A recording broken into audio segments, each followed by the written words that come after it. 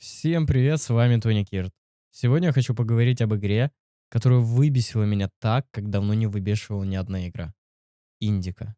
Серьезно, что это такое было? Я запустил ее, ожидая чего-то необычного, и я это получил. Я получил 80% чистого, незамутненного, концентрированного. Кажется, что разработчики просто решили поиздеваться над игроками. Посмотрите на одно из первых заданий, где ты просто таскаешь воду. Это не геймплей, это пытка. Это только один пример. Это искусственное растягивание времени, чтобы ты, не дай бог, не прошел игру за 2 часа. А оптимизация? О, про оптимизацию я вообще молчу. Игра лагает и фризит даже на мощном железе. За что я заплатил деньги? За то, чтобы страдать от кривого кода и бездарного геймдизайна? И вот когда я уже навел руку на Ctrl-Delete, когда мое терпение было на исходе, я вдруг начал замечать проблески. Маленькие, едва заметные, но они были. И сегодня мы поговорим о том, почему, несмотря на всю ненависть к геймплею, я считаю Индика не такой уж и плохой игрой. Так что же это за проблески?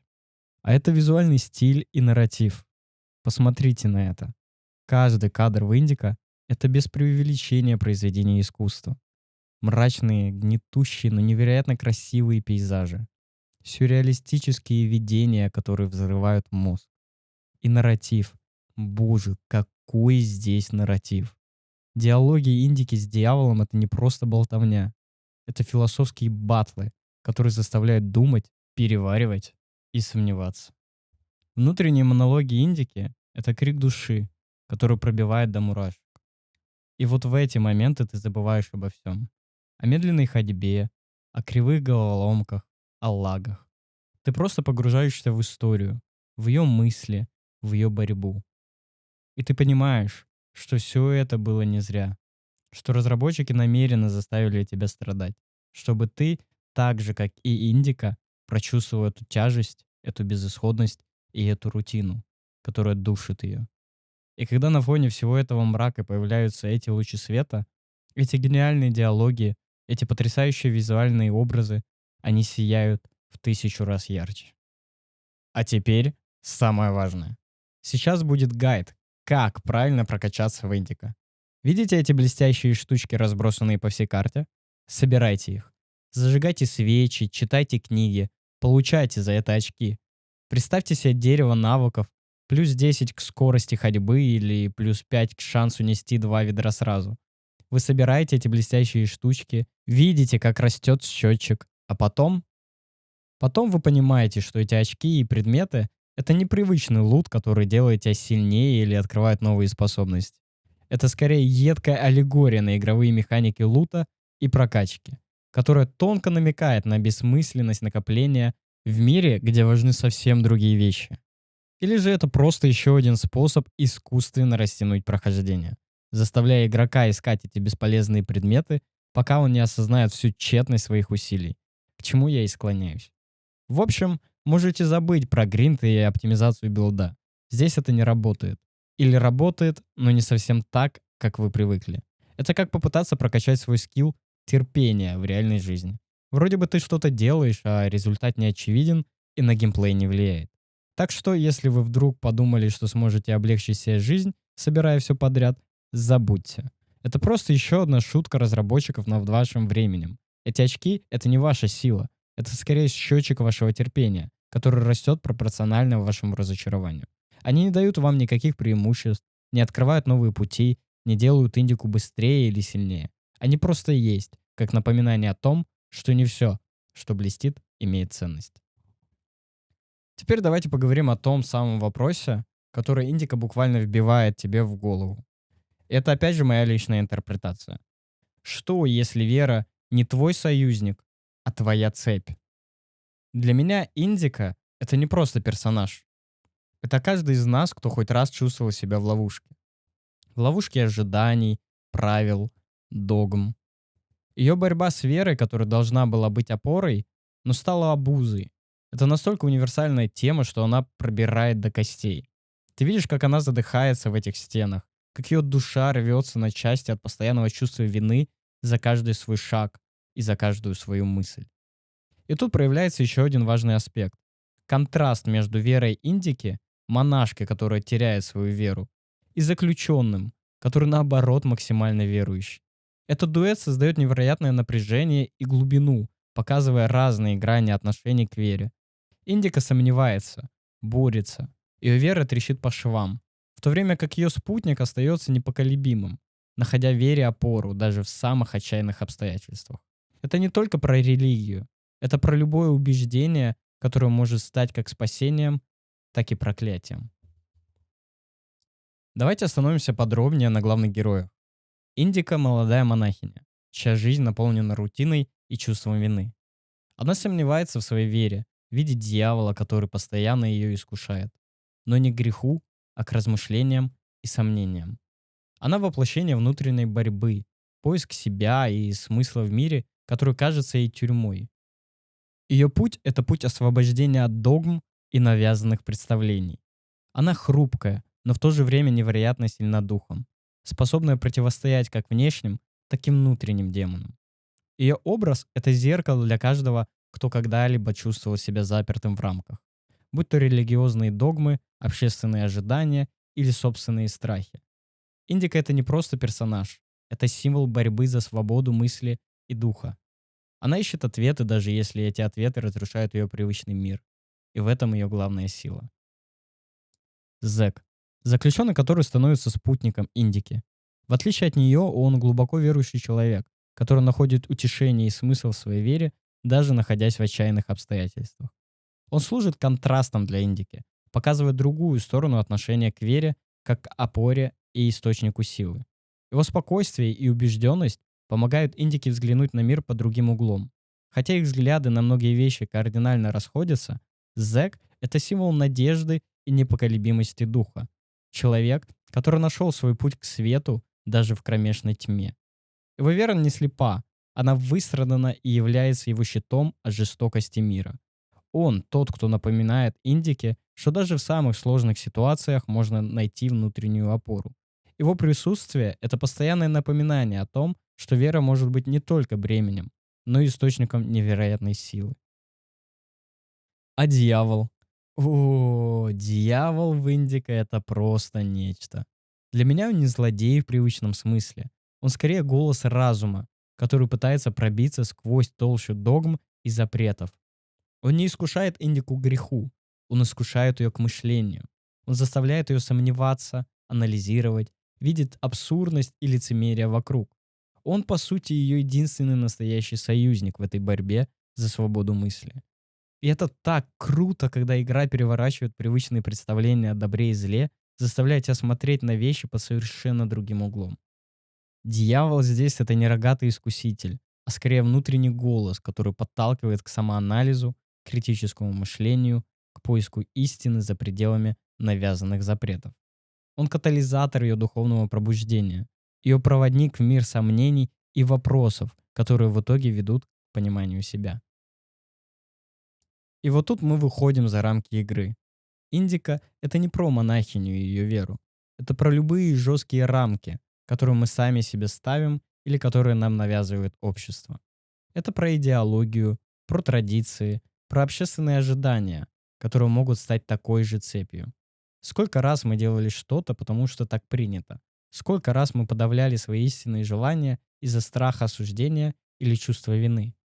Индика заставила меня задуматься, а что является цепью в моей жизни? Какие догмы я принял на веру, не подвергая их сомнению? И это, друзья, самое ценное, что может дать игра. Не просто развлечение, а повод для глубокого самоанализа. Она не дает ответов, но она заставляет тебя искать их самому. Это игра, которая не боится быть неудобной, чтобы заставить вас думать, чувствовать и переосмыслять. Теперь, когда мы обсудили геймплей, нарратив и персонажей, давайте перейдем к моим теориям и мнениям о том, что на самом деле хотела сказать игра. Индика — это не просто история о вере. Это глубокое исследование человеческой природы, свободы выбора и борьбы с внутренними и внешними ограничениями. Кто-то скажет, что игра намеренно использует эти раздражающие механики, чтобы усилить метафору о бремени и рутине, с которыми сталкивается Индика.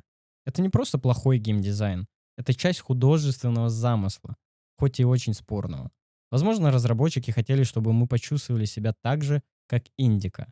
запертыми в рутине, обремененными бессмысленными действиями, чтобы потом ярче ощутить моменты прозрения и свободы.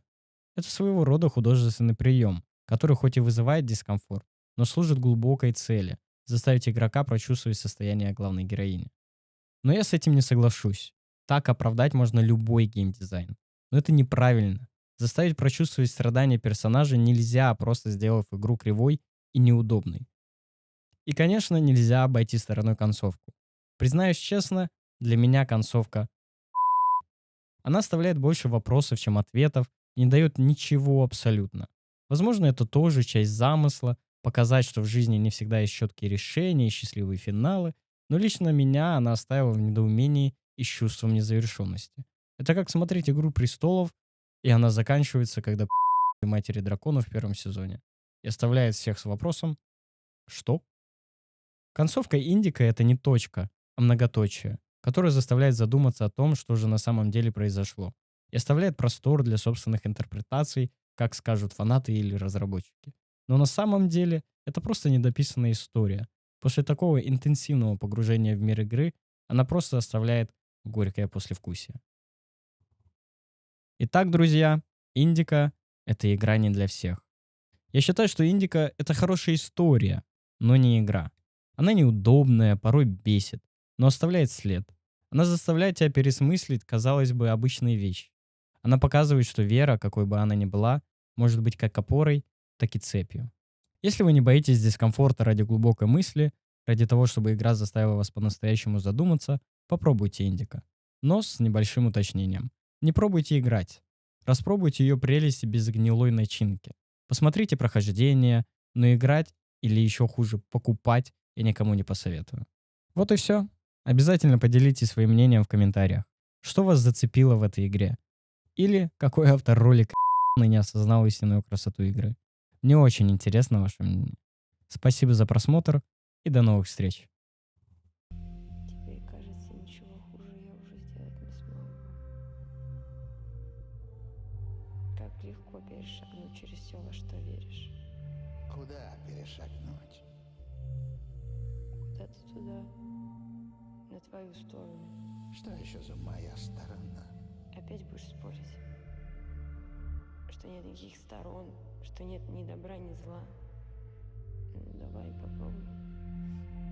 Убеди меня, что я не делаю ничего плохого. Или теперь даже тебе это не по силам. Плохого? А что значит это слово? Я убила священника, не валяй дурака. И не думаю. Все-таки, что значит это слово? Плохое, греховное, бесовское. Как ты определяешь, что бесовское, а что нет? Есть заповеди. То есть формально сверяем со списком запретов. Нет, все это и так очевидно. Злое, нечестное, несправедливое. Злое в унынии, сребролюбии и прелюбодеянии нет ни капли злости. Нечестное — честна собака, которая ест, когда голодна, кусает, когда страшно, сношается, когда есть с кем. Ну, ты помнишь. Я говорю про намеренную нечестность. Ради собственной выгоды. Всю жизнь изо всех сил притворяться, что не хочешь того, чего хочешь, что не чувствуешь того, что чувствуешь. Ради вечной жизни в раю разве не попадает идеально под твое определение? Что ты там еще говорила? Несправедливое. Справедливо ли, что на одном дереве 1000 листьев, а на другом 1001? Справедливо ли, что одному на костях выпадает 6, а другому 2? Все это, разумеется, закономерно. Но закономерность эта нам не нравится, и мы в сердцах называем ее несправедливостью. Если отвлечься от эмоций, окажется, что, строго говоря, негде и применить это слово. А то, что происходит сейчас, что может быть ниже, мерзее, подлее? Без всяких рассуждений, я это знаю, чувствую. Когда тебе холодно, не нужны рассуждения, ты просто это чувствуешь. Ты просто знаешь, что тебе холодно. Ты понимаешь, что без холодно не было бы тепло. Невозможно избавиться от бедности и страданий, оставив только богатство и счастье. Оставь меня в покое. О, я бы с удовольствием. Я исчезну только когда ты перестанешь хотеть, чтобы я исчез. Но это не так уж сложно. Если помнить, что добро, зло, тепло, холодно — все это только